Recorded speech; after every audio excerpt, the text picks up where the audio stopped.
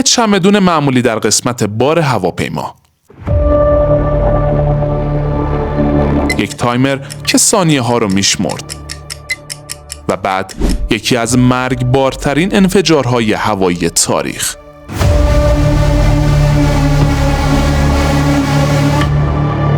اما این ظاهراً یک حادثه معمولی نبود. یک انتقام مرگبار، یک بازی سیاسی کثیف یا شاید چیزی فراتر از همه اینها. انفجار پرواز 103 پن امریکن.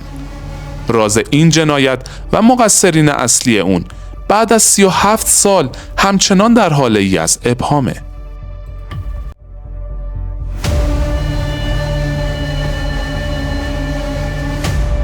در 21 دسامبر 1988 پرواز 103 خطوط هوایی پن امریکن با یک فروند بوینگ 747 از فرودگاه هیتروی لندن به مقصد نیویورک برخاست. 259 مسافر و خدمه از 21 کشور مختلف که 190 نفر اونها آمریکایی بودند و از بین اونها 35 نفر دانشجویانی بودند که بعد از یک ترم تحصیل در دانشگاه سیراکیوز از تعطیلات به خونه برمیگشتند.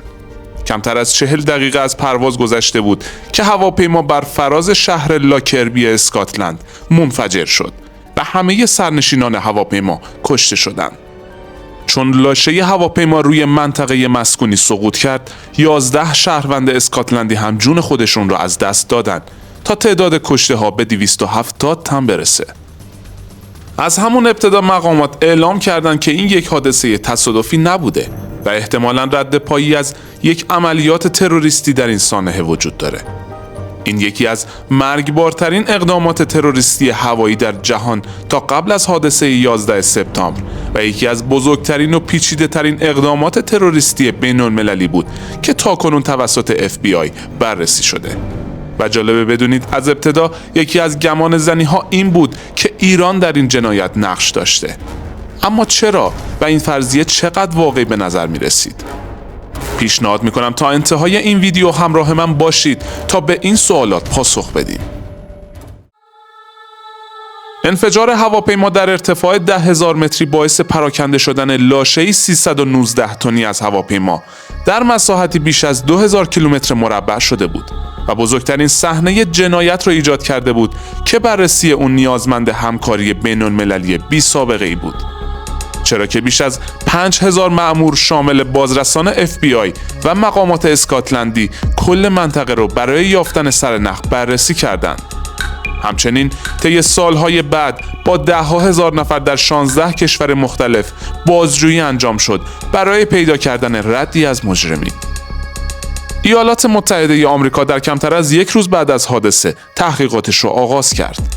ماموران FBI در ساعات اولیه صبح 22 دسامبر با هم وارد لاکربی شدند و همراه مقامات بریتانیا شروع به جمع‌آوری هر گونه مدرکی کردند. محدوده سرچ از پوسته بیرونی هواپیما تا جایی که آخرین چمدان‌ها و اشیا افتاده بود رو شامل می‌شد. جستجو روزها و هفته‌ها ادامه داشت تا اینکه بازرسان بالاخره سرنخ ارزشمندی پیدا کردند. اما قبل از اینکه ادامه بدیم لطفاً این ویدیو رو لایک کنید. در شب کریسمس بازرسان قطعه‌ای از چمدونی رو با علائم سوختگی پیدا کردند. این چمدون به یک آزمایشگاه نظامی در بریتانیا فرستاده شد و در اونجا بر اساس ترکیبات شیمیایی مورد تجزیه و تحلیل قرار گرفت. در نهایت به یک نتیجه غیر قابل انکار رسیدند که پرواز 103 پن امریکن در این واقعه بمبگذاری شده بود. از اونجایی که این حادثه قبل از واقعه 11 سپتامبر بود، دولت آمریکا تجربه چندانی در برخورد با این نوع حملات نداشت و ایده وجود بمب یا عامل انتحاری در هواپیما خیلی جدی در نظر گرفته نشده بود. اونا مظنون بودن که بمب توسط یک مسافر ناخواسته به هواپیما آورده شده یا اینکه احتمالاً تروریست‌ها از یکی از کارمندان خطوط هوایی یا فرودگاه برای قاچاق مواد منفجره استفاده کردند. FBI کار خودش رو با آژانس MI5 بریتانیا و همچنین پلیس اسکاتلند در این مورد شروع کرد. اونها یک پایگاه داده‌ای از همه مظنونین بالقوه تهیه کردند. این فهرست شامل تروریست‌های شناخته شده، کارمندان خطوط هوایی و کارگرانی بودند که به هواپیما دسترسی داشتند. طولی نکشید که این فهرست به 1200 اسم رسید. در همین حال بازرسان همچنان به جستجوی خودشون ادامه دادن و به امید یافتن سرنخی بودن که بتونه این لیست رو محدود کنه. با گذشت هفته ها هزاران مدرک جمع آوری شد، اما اونها به دنبال یک چیز خاص بودن و اون هم چمدونی بود که بمب رو حمل کرده بود. به این ترتیب اونها دنبال چمدون‌هایی گشتن که در نزدیکی محل حادثه کشف شده بود. اگر اطلاعاتی راجع به چمدون مثل برند یا محتویاتش پیدا می‌کردن، میتونستن به اولین مظنون واقعی حادثه برسن. مأمورها در جریان تحقیقات چند تیکه پارچه هم کشف کردند که به نظر امیدوار کننده می‌رسید و برخلاف اشیاء دیگه‌ای که پیدا کرده بودند، این نمونه‌ها آسیب انفجار را از فاصله‌ای بسیار نزدیک نشون میداد و احتمال میدادند که این پارچه‌ها داخل همون کیف حامل بمب قرار داشته. بعد از نگاه دقیق تحلیلگرا مشخص شد که قطعه پیدا شده متعلق به یک کیفه که توسط شرکت سامسونت ساخته شده. بازرسان به مقر این شرکت در آمریکا مراجعه کردند و از کارمندان کمک گرفتند تا مشخصات دقیق چمدون رو پیدا کنند. اونها متوجه شدند که این نمونه یک کیف آنتیکه به اسم مدل سیلوئت 4000. این مدل خاص تنها برای چند سال ساخته و فروخته شده بود. 35,000 تا از این مدل در جهان وجود داشت که همگی در خاورمیانه فروخته شده بود. مقامات با تکیه بر این اطلاعات به دنبال مقصر یا مجرمی میگشتند که به این منطقه ارتباط داشته باشه. این شروع امیدوار کننده‌ای میتونست باشه، اما محدوده جستجوی اونها خیلی گسترده بود. اونها اگر میخواستن به بمبگذار نزدیکتر بشن، باید شواهد بیشتری رو بررسی میکردن. بنابراین FBI بر روی برخی از تکه‌های لباس با علائم سوختگی تقریباً مشابه با اونچه که در داخل کیف سامسونت پیدا شده بود تمرکز کرد. بعد از بررسی‌های بیشتر متوجه شدند که برخی از اونها به دور مواد منفجره پیچیده شده بودند که این اقلام شامل 2 دامن، 1 شلوار و 1 ست مانتو بود. هیچ کدوم از اونها اطلاعات زیادی در مورد بمبگذار نمیدادند تا اینکه توجه اونها به یک تیکه لباس بچه‌ای آبی رنگ که در نزدیکی بقیه لباس‌ها پیدا شده بود جلب شد. این لباس یک تگ روی یقش داشت که روی اون اسم یک شرکت نوشته شده بود. شرکت بازرگانی مالت. اگر اونها میتونستن رد فروشگاهی که لباس ازش خریداری شده بود رو بزنن، احتمالاً میتونستن بفهمن که چه کسی اون لباس رو خریده. مالت اسم جزیره‌ای کوچیکه که بین ایتالیا و لیبی قرار داره، اما بازرسان نمیتونستن به طور قطع بگن که این کیف از اونجا خریداری شده. بنابراین اونها سوابق فرودگاه رو بررسی کردن تا بفهمن کیف سامسونت از کجا وارد هواپیما شده. اونها متوجه شدن قبل از اینکه کیف وارد هواپیما بشه و از فرودگاه لندن به پرواز در بیاد، در فرودگاه فرانکفورت متوقف و بارگیری شده بود. اما قبل از اون به نظر میرسه کیف از یک پرواز محلی اروپایی در مالت فرستاده شده. بنابراین در آگوست سال 1989 بازرسان به این جزیره سفر کردند. اونها در پایین شهری به اسم سلیما مغازه به مغازه به دنبال تولیدی لباسی بودند که اون لباس بچه رو تولید کرده بود، تا اینکه بالاخره وارد مغازه‌ای شدن به اسم خانه مری. صاحب مغازه شخصی بود به اسم تونی گاوچی که اطلاعات خوبی رو در اختیار بازرسان گذاشت. گاوچی تایید کرد که خریدار یک مرد بوده که علاوه بر لباس بچه چیزهای دیگه‌ای هم خریداری کرده. اون حتی تاریخ دقیق معامله رو هم به یاد می آورد. 23 نوامبر 1988، تقریباً 1 ماه قبل از روز انفجار. وقتی بازرسان برای کسب اطلاعات گاوچی رو بیشتر تحت فشار قرار دادند، به لیست تمامی اجناسی که اون مرد در اون روز خریداری کرده بود رسیدن. بیشتر این اجناس با اونچه که در هواپیما پیدا شده بود مطابقت داشت. گاوچی همچنین به مشخصات ظاهری مشتری میپردازه و میگه اون مرد حدود 177 سانتی متر قدش بود، عضلانی و با صورتی تراشیده و انگلیسی و عربی صحبت میکرد.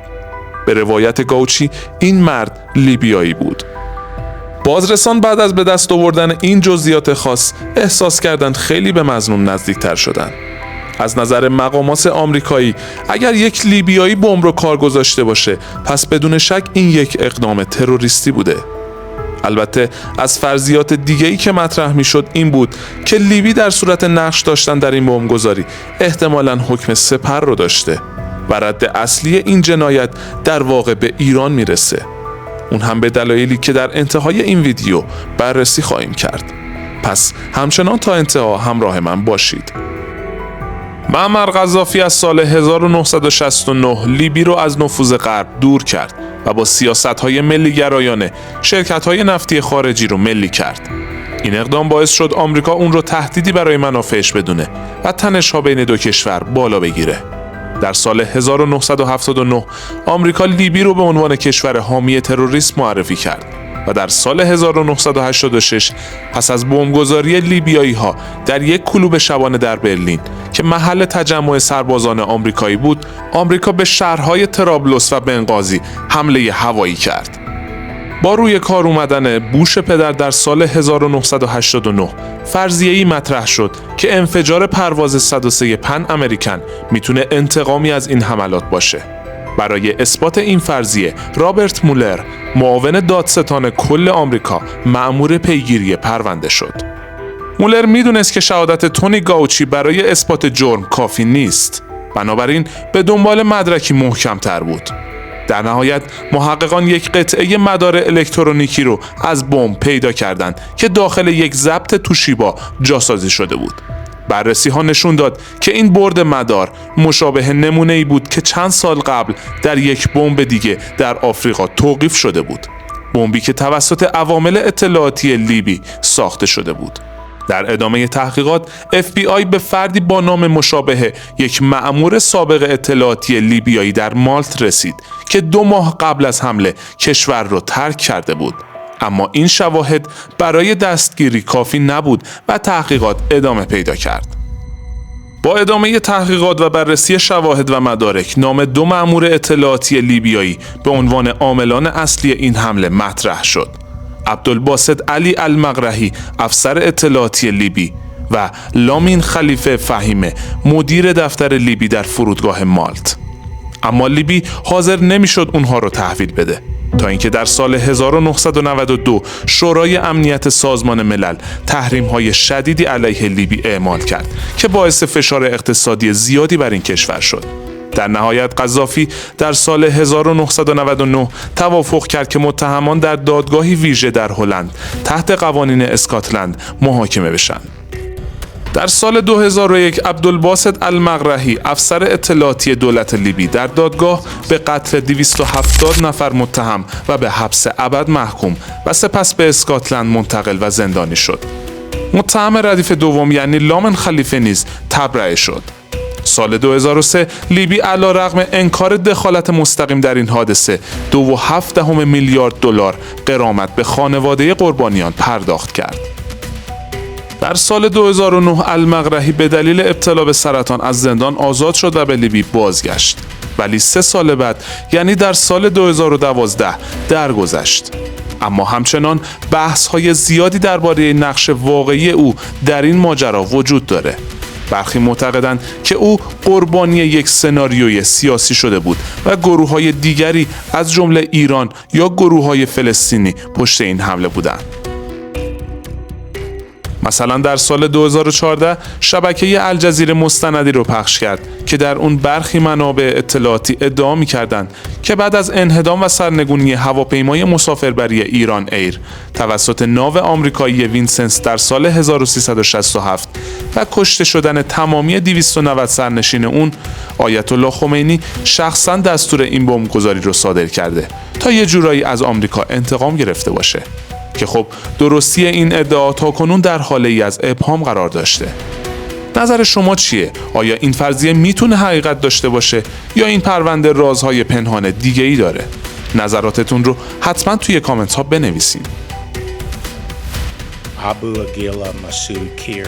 اما جالبه بدونید در سال 2020 دادستان آمریکا ویلیام بار اعلام کرد که متهم جدیدی در این پرونده به نام ابو عقیل مسعود شناسایی شده که گفته میشه به عنوان سازنده اصلی بمب استفاده شده در هواپیما بوده. اون در سال 2022 به آمریکا منتقل و هنوز در انتظار محاکمه است.